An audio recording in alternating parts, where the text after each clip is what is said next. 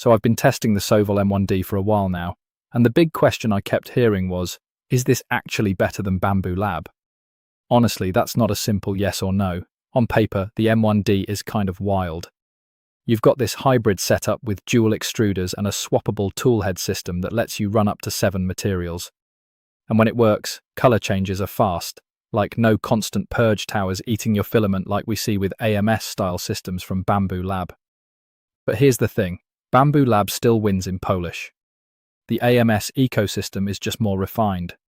The software is smoother, calibration is easier, and everything feels more plug and print. The Sovol M1D feels more like a power tool. It's flexible, open, and honestly really exciting for multi-material projects, but it also feels like early generation tech in some areas. Print quality? Both can be excellent. But consistency is where Bambu still has the edge. So my honest take? The M1D isn't a Bambu killer. It's more of an alternative for makers who want experimentation, modularity, and less waste, even if that means dealing with a bit more tinkering. Would I switch fully? Not yet.